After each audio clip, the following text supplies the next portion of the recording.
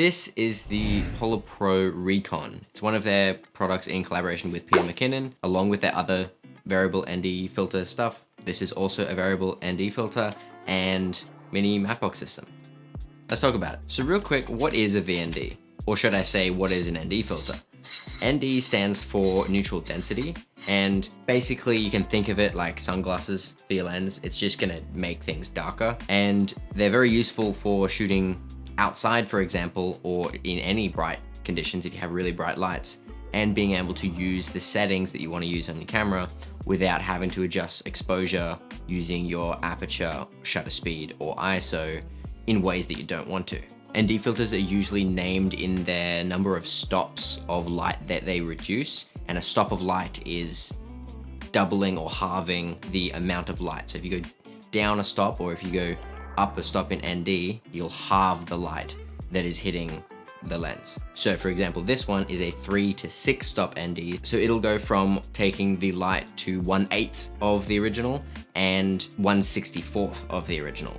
And you don't really need to worry about that too much, but it's more just the stops of light, because all your other exposure tools, your aperture, your ISO, and your shutter speed, they work in camera in thirds of a stop. So every 3 clicks that you go on one of your dials will be 1 stop. And there are solid NDs, which are just a single level of tint. Variable NDs, on the other hand, are, as the name suggests, variable. So they have a range of stops of light that they can reduce by. This one is a 3 to 6 plus, they call it, because it starts at 3 and it can go all the way to 6, and it can actually go a little bit further, but I'll talk about that in a bit. And how these work are basically, it's 2 polarizing filters right next to each other, and one of them stays the same, and then as you twist the ring on the outside, one of them twists, and that reduces the light that goes through. So they become more, let's say, dense or neutrally dense. And the main reason to use an ND filter,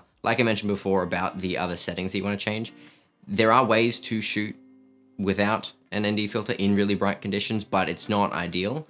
And since this is actually the first one that I've ever used, I've been shooting the entire time without an ND filter, and I've made it work in a couple of ways. There's 2 main ways to decrease the light hitting your sensor without an ND filter, and that is adjusting your aperture or shutter speed.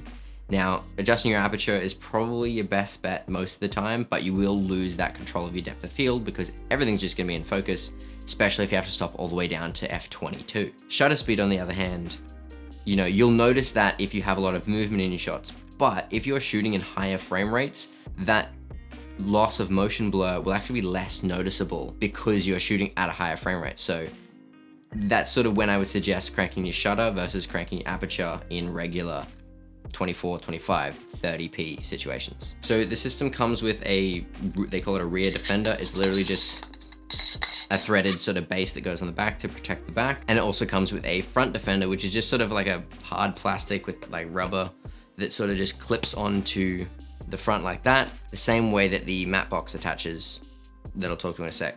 But this is sort of the whole VND package. If you just needed the ND filter, you could pack this pretty easily, or you could leave it on a lens if you wanted to do that. And now let's talk about the rest of the system, the Mattebox. So what a Mattebox is for is it's to prevent stray light from hitting the lens and causing unwanted flares or reduction in contrast and stuff like that. And how that does that is either by having this hood here, and you can angle it up or down depending on the angle of the light, and also just adding a bit of protection from the sides, top and bottom, even without the flag. So this is actually removable. You can take the flag off, but it is also handy to be able to close it, and then you don't need like a lens cap or anything because it just is enclosed on the lens. And this attaches to a lens by, I have the base on here without the filter. So it comes with this just screws on the same as the filter does, but it allows you to attach the Mattebox without having the filter. So you can still use the Mattebox even if you don't need the ND. And I do have a 67 to 82 millimeter step-up ring on this 85mm lens because it is an 82 millimeter filter thread that the system is, so you need step-up rings if you have different size lenses. They don't make it in any other sizes like most filters. And for the most part, the Mattebox is pretty easy to attach and detach, but it can be a little bit finicky sometimes, but most of the time, it's not too bad. The other main purpose of a Mattebox is to allow for secondary filters to go in, or even just adding extra filters. So on big cinema rigs, they'll have a big Mattebox that you can just slide 4x5 filters in the top. This doesn't allow for 4x5 filters, but what it does allow for is they do make stage 2 filters, they call them, which just clip on the front, and they have like tabs on them so you don't actually have to touch the glass. You just squeeze the tabs and slot it into the front there. So then you can add any one filter on top of the VND, or use it instead of the VND if you just have the base on by itself. I don't have any of those right now, but I do plan on getting one of these solid NDs, either the 3 or 4 stop one, just to allow for a little bit more versatility with the ND, because this is a 3 to 6. I could basically turn it into a 3 to 10 or 3 to 11 if I got the additional ND.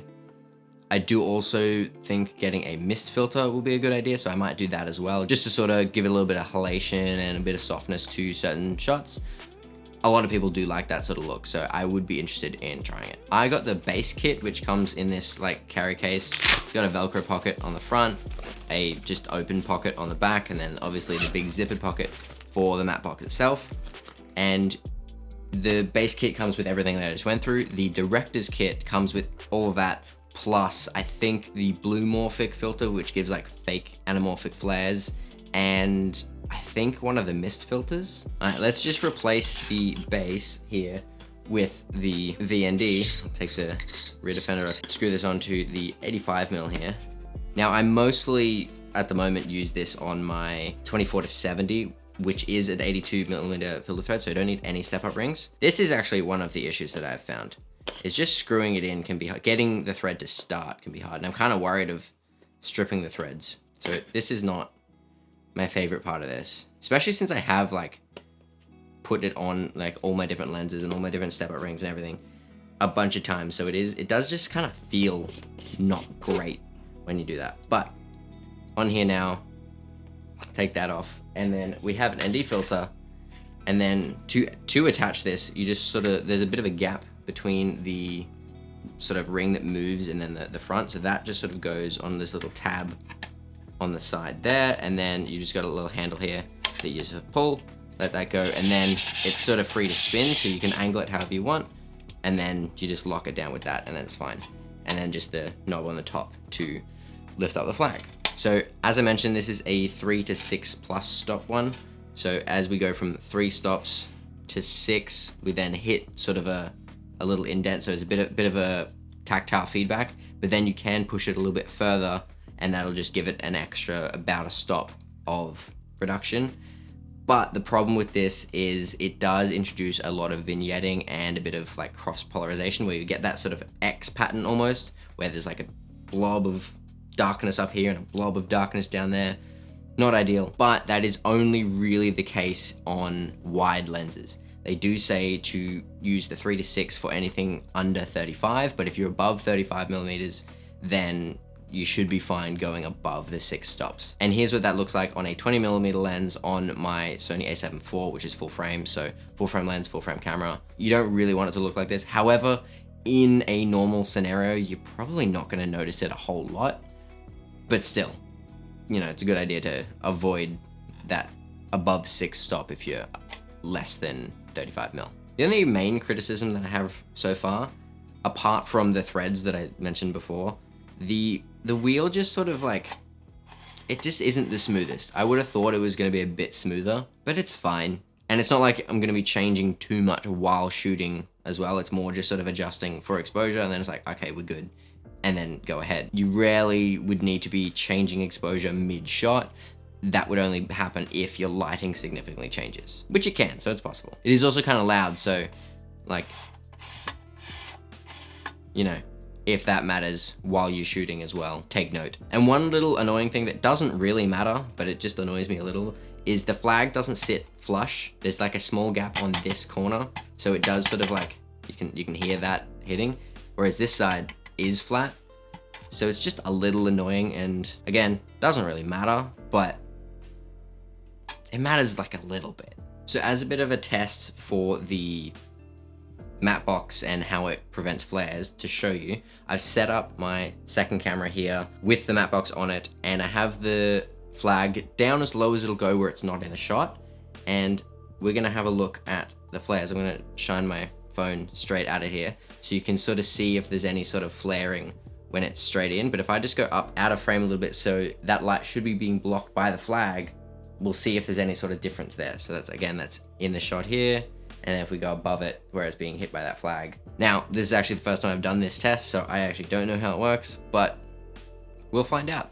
I also have shot into the sun with this a couple times, and there is a little bit of flaring no matter what when you shoot straight into the sun on any of these lenses, because, you know, they control them reasonably well, but it's not like you get zero flares. And if the light source is going directly into the Mattebox, it's obviously not going to do much for it. So that's why you could see the flares when I was pointing it straight at it, but then when we went out, hopefully, it got rid of them. But that's all for this one. Let me know what you think about this, whether it would be worth it over the regular Peter McKinnon VND from Polo Pro. The main reason I got it is because of the Mattebox, because it just sort of adds that little bit extra bit of functionality, and Matteboxes look a bit more professional as well. I know they don't necessarily do that much, at least this type of one, but it does look a lot better and does just sort of up the production value a little bit. So that's sort of a side benefit, but that's pretty much it. Let me know in the comments if you have any other thoughts about this, or if there's anything I should test, or if you want to know any more of my thoughts that I didn't mention. Go watch that video about gimbals versus handheld rigs, and do all the other things. I'll see you next time. Okay, bye.